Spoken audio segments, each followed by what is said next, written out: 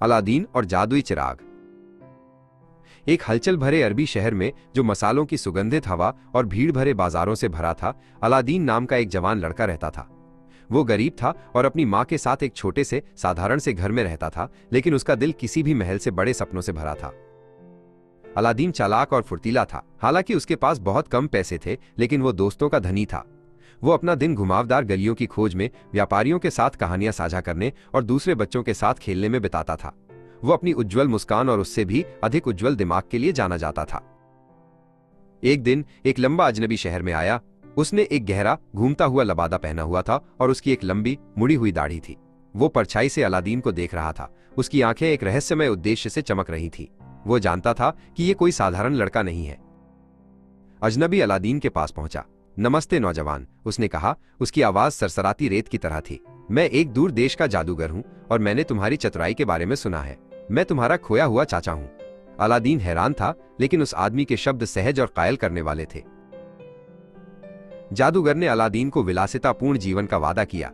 मैं तुम्हें तुम्हारे बेतहाशा सपनों से परे चांदी, सोना और जवाहरात दे सकता हूं, वो फुसफुसाया। उसकी आंखें चमक रही थी। तुम्हें बस मेरे लिए कुछ लाना है, अपने प्यारे चाचा के लिए एक छोटा सा एहसान। ये विश्वास करते हुए कि जादूगर उसका चाचा है, अलादीन सहमत हो गया।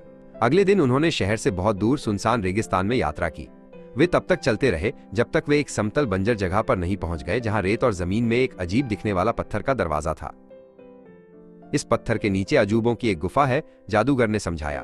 तुम ही एकमात्र हो जो प्रवेश कर सकते हो। नीचे जाओ और दीवारों पर खजाने को मत छूना। तब तक चलो जब तक तुम्हें एक पुराना धूल भरा दीपक न मिल जाए। वो दीपक मेरे पास लाओ और तुम्हारा इनाम बहुत बड़ा होगा।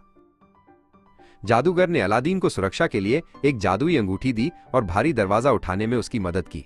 जैसे ही अलादीन अंदर गया, जादूगर की दोस्ताना मुस्कान गायब हो गई। उसका कोई भी खजाना साझा करने का कोई इरादा नहीं था। वो केवल अपने लिए जादुई चिराग चाहता था। अलादीन सावधानी से सीढ़ियों से नीचे उतरा। गुफा जगमगाते पेड़ों से भरी थी, जिनमें फलों के बजाय जवाहरात उगते थे। सोने के सिक्के रेत के टीलों की तरह ढेर थे। ये उसके द्वारा देखी गई किसी भी चीज से अधिक अद्भुत और आकर्षक था। उसे जादूगर की चेतावनी याद आई और वो सावधानी से चला। उसकी आंखें दीपक की तलाश में थीं। गुफा के बिल्कुल अंत में एक छोटे से चबूतरे पर बैठा, धूल से ढका एक सादा पुराना तेल का दीपक था। यह अन्य खजानों की तुलना में बेकार लग रहा था, लेकिन जादूगर यही चाहता था। अलादीन ने उसे उठाया, ये सोचते हुए कि इसमें इतना खास क्या हो सकता है। उसका रोमांच तो अभी शुरू ही हुआ था। दीपक को पकड़कर अलादीन वापस गुफा के प्रवेश द्वार की ओर चल दिया। रास्ते में वो चमचमाते गहनों को देखकर खुद को रोक नहीं सका। उसने अपनी बनियान की जेबें माणिक और हीरे से भर ली। जब वो सीढ़ियों पर पहुंचा तो उसने ऊपर की ओर आवाज लगाई, चाचा मैं तैयार हूं, कृपया मेरी मदद करें। जादूगर ने ऊपर से चिल्लाकर कहा, पहले मुझे चिराग दो। अलादीन को शक हुआ। नहीं, पहले मुझे बाहर निकालो, उसने जवाब दिया। मुझे डर है कि तुम मुझे यहीं छोड़ दोगे। जादूगर गुस्से से भर गया।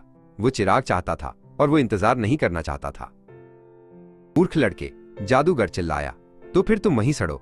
एक जोरदार गड़गड़ाहट के साथ उसने पत्थर का भारी दरवाजा बंद कर दिया और अलादीन को पूरी तरह से अंधेरे में डुबो दिया।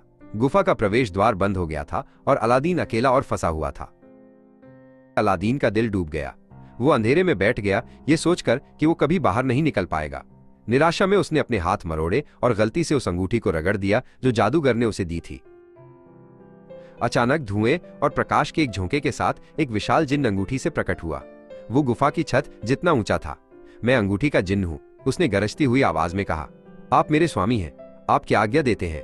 अलादीन अवाक होकर घूरता रहा। अपने सदमे से उबरते हुए अलादीन ने कहा, मुझे यहां से बाहर निकालो, मुझे घर ले चलो। जिन्न ने सिर हिलाया।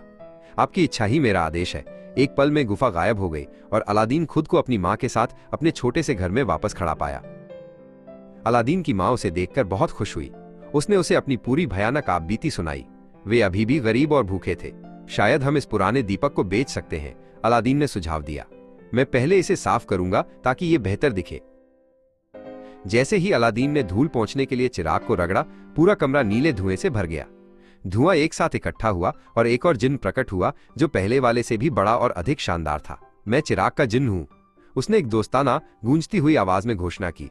आप क्या चाहते हैं? इस बार अलादीन कम डरा हुआ था।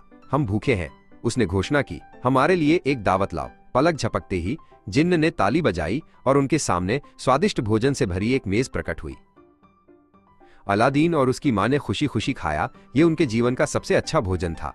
अलादीन ने जादुई चिराग को देखा जो अब साफ और चमकदार था।